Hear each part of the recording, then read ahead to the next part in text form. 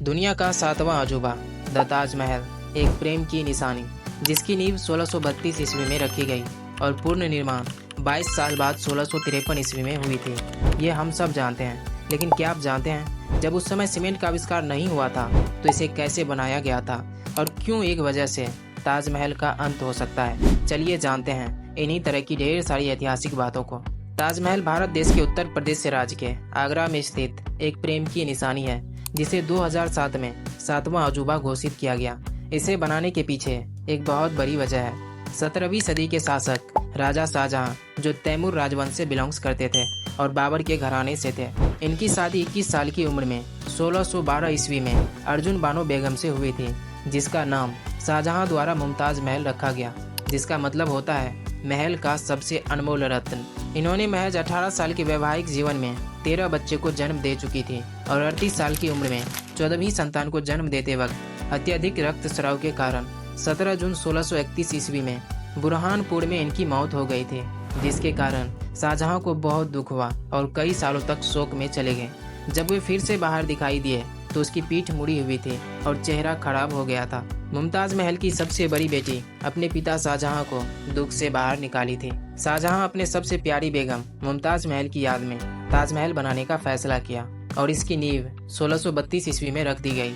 इतिहासकारों का कहना है इसे बनाने में 20,000 मजदूर और 1000 हाथियों को उपयोग में लाया गया था। इसे बनाने में सफेद संगमरमर का उपयोग किया गया है, जिसे आगरा से 470 किलोमीटर दूर राजस्थान से उस समय में लाया गया था, जबकि उतने संसाधन भी मौजूद नहीं थे। इसकी नींव में आबनूस और महोगनी की लकड़ी का इस्तेमाल किया गया है, जिसे मजबूत रहने के लिए नमी की जरूरत पड़ती है, जो इसे यमुना नदी से मिलती है। ताजमहल का पूर्ण निर्माण 1653 ईस्वी में पूरा हुआ था। यह 42 एकड़ में फैला हुआ है, जिसे दुनिया भर से लाखों लोग देखने आते हैं। ताजमहल की ऊंचाई 243 फीट और कुतुब मीनार की ऊंचाई 239 फीट है। कहा जाता है ताजमहल बनाने में 32 मिलियन रुपये का खर्च आया था। अब सोचने वाली बात यह है, जब उस समय सीमेंट का आविष्कार नहीं हुआ था तो इतने बड़े महल बनाया कैसे गया था।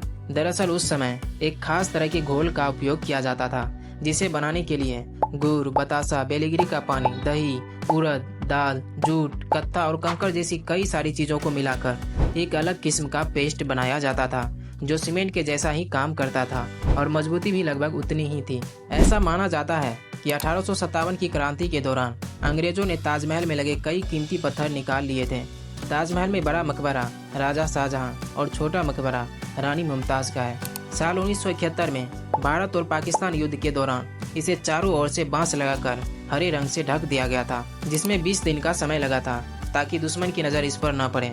आज बढ़ती प्रदूषण के कारण इसका रंग फीका पड़ने लगा है और यमुना नदी की जलस्तर कम होने की वजह से इसकी नींव कमजोर हो रही है, जिसके कारण सीलन भी पड़ने लगी है। अगर ऐसा चलता रहा तो ताजमहल का अंत भी हो सकता है। ताजमहल में 28 किस्म के पत्थर का उपयोग किया गया है, जिसके कारण यह सुबह में गुलाबी, दिन में सफेद और पूर्णिमा की रात को सुनहरा नजर आती है, जिसको देखना सौभाग्य है। ताजमहल के चारों साइड जो मीनार है उसे इस तरह से बनाया गया है, अगर कभी भूकंप की वजह से टूटे तो मुख्य गुंबद की ओर ना गिरे। दोस्तों, आज के वीडियो में बस इतना ही। अगर अच्छा लगा हो तो लाइक करके सब्सक्राइब जरूर कीजिए।